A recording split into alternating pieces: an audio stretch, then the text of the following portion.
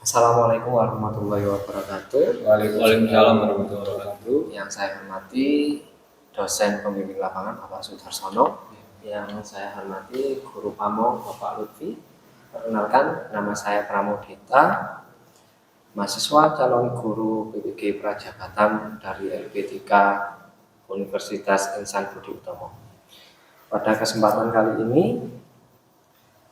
saya akan melakukan asistensi mengajar, di mana setelah melakukan observasi awal di sekolah dasar Sukun 2, di sini saya menemukan beberapa hal yang nantinya akan saya kembangkan untuk menjadi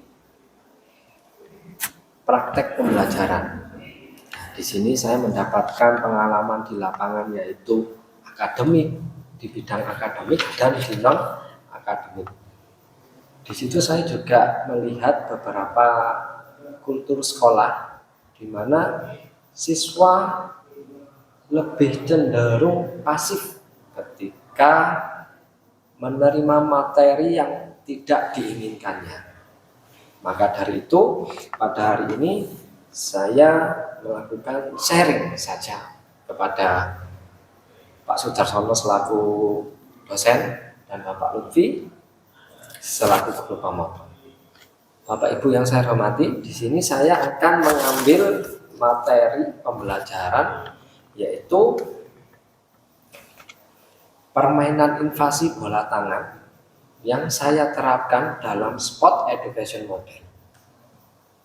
Sport education model itu apa, Bapak Ibu? Nah, sport education model adalah aktivitas pembelajaran yang dimana pembelajaran itu sendiri menawarkan pendekatan inovatif, pengalaman otentik yang menekankan partisipasi aktif, pengembangan keterampilan sosial, sportivitas, dan pemahaman mendalam tentang olahraga. Nah, ini berkaitan dengan kurikulum yang diajarkan di SD Negeri Sukun 2, yaitu kurikulum Merdeka yang mengacu pada deep learning, pembelajaran mendalam. Nah, mungkin itu awal yang bisa saya sampaikan. Selanjutnya mungkin dari Bapak Sudarsono bisa memberikan masukan terkait asistensi mengajar yang nantinya akan saya lakukan. Terima kasih apa yang telah disampaikan oleh mahasiswa. Ini luar biasa sekali terkait sport education model. Ini ada beberapa pertanyaan yang ingin saya sampaikan. Itu yang pertama, itu latar belakangnya kenapa kok mengambil sport education model.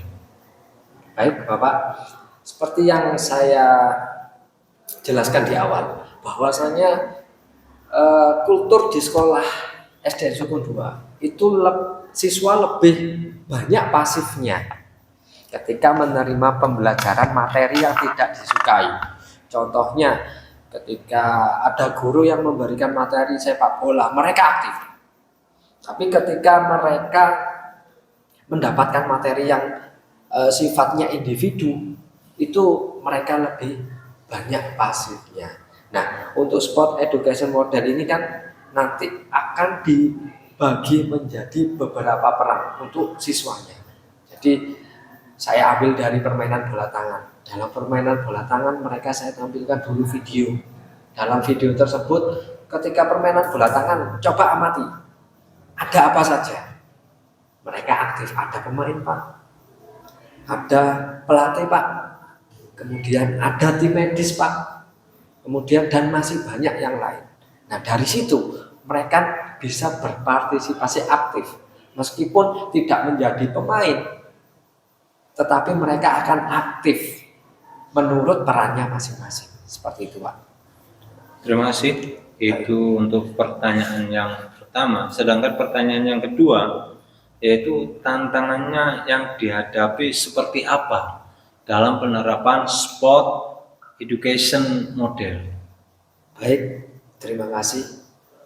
Yang jelas tantangannya adalah kesiapan guru atau kesiapan saya dalam mengadopsi metode pembelajaran yang lebih interaktif ini, Pak.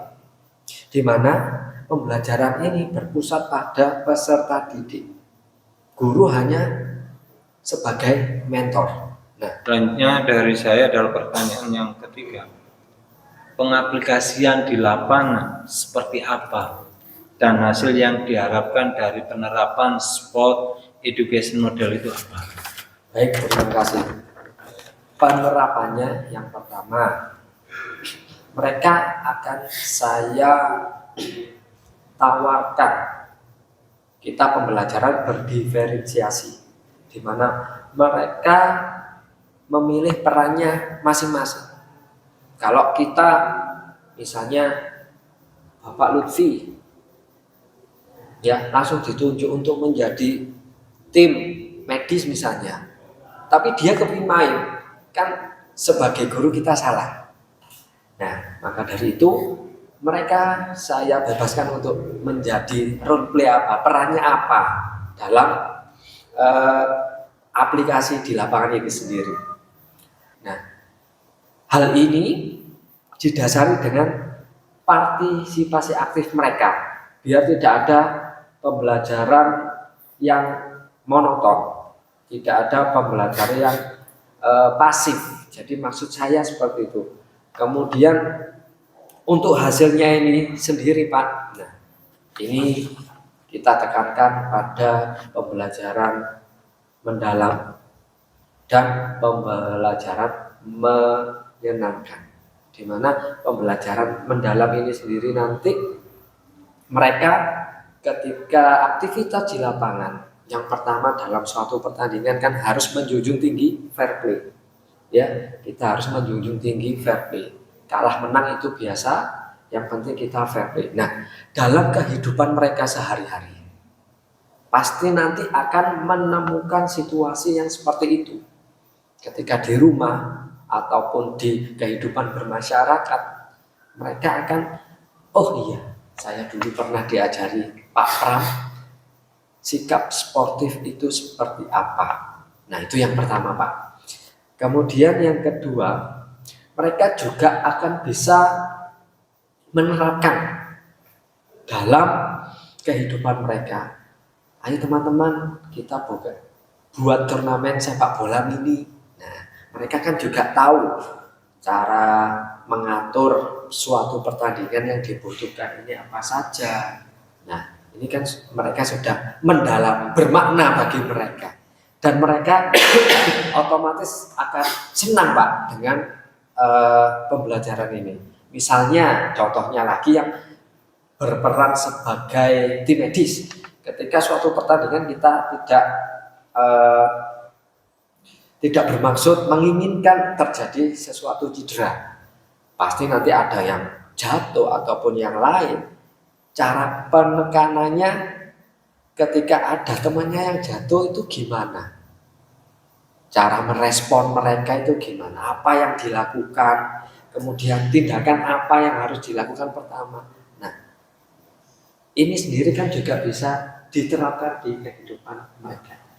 Kalau mereka misalnya jatuh atau menemukan saudara atau tetangganya yang jatuh ataupun yang lain, mereka bisa langsung sigap. Oh, aku dulu menjadi tim medis seperti ini. Nah, kemudian yang kedua, dengan pendekatan yang lebih interaktif ini, Pak, dan berpusat pada peserta didik, Sport Education Model dapat meningkatkan motivasi peserta didik dalam kegiatan olahraga.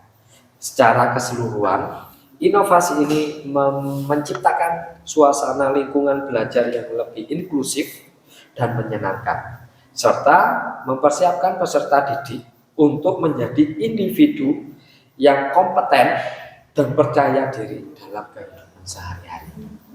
Itu yang bisa saya jawab. Terima kasih. Mungkin cukup dari saya. Terima kasih Pak Pram. Ya.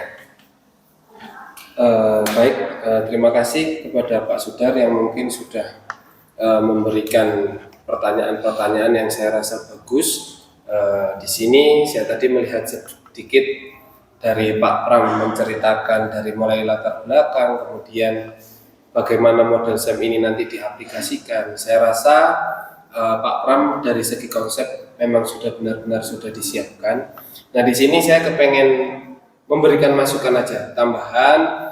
Yang pertama terkait karena tadi di situ di SEM sendiri itu ada harus nanti yang jadi pemain, ada yang jadi wasit, dan juga ada yang penyelenggara pertandingan. Maka yang jelas di situ nanti ada momen di mana harus terjadi kesepakatan antara guru dan juga siswa. Nah, saya berpesan ini jangan sampai lupa. Kemudian benar-benar nanti anak-anak harus bisa dijadikan pembelajaran yang menyenangkan, sehingga antusiasme anak-anak bisa benar-benar dirasakan, sehingga dia bisa bermain menjadi peran yang sesungguhnya. Itu. Kemudian saya juga ingin bertanya terkait sarana dan prasarana yang harus disiapkan, apakah memang sudah siap? Baik Pak, terima kasih. Saya akan menanggapi pertanyaan yang pertama. Jadi itu tadi, terima kasih atas masukannya. Sebelum saya memulai pembelajaran, itu perlu Pak ya diadakan kesepakatan ya Pak? Iya. Nah, itu nanti kesepakatan itu siswa dan murid membuat kesepakatan bersama atau dari gurunya Pak? Ya harus disampaikan, nanti guru menyampaikan terlebih dahulu poin-poinnya itu apa saja yang dibutuhkan seandainya jadi pemain ini. Kemudian coba nanti ditawarkan ke anak-anak. Kira-kira anak-anak saya pengen jadi ini, nanti ditanggapi dulu seperti itu. Berarti tidak serta-merta dari guru ya? Iya betul. Jadi pembelajaran ini tetap komunikasinya dua arah. Betul. Karena kan ini harus berpusat pada peserta didik tadi. Baik, terima kasih. Kemudian saya menanggapi pertanyaan yang kedua untuk media dan alat. Setelah melakukan observasi kemarin, saya melihat banyak sampah kertas Pak di SDN Sukun 2 yang tidak termanfaatkan. Nah, jadi saya mempunyai ide membuat bahan bola tangan ini dari sampah plastik, sampah kertas. Mohon maaf. Nah, hal ini kan juga selaras dengan program Aduyata yang ada di sekolah tersebut. Jadi pengurangan untuk sampah kertas ini seperti apa? Nah, ini saya coba untuk mengaplikasikannya seperti ini. Jadi membuat media pembelajaran dari bahan kertas, dan saya juga akan melibatkan siswa. Jadi yang membuat bukan saya, tapi saya libatkan siswa juga.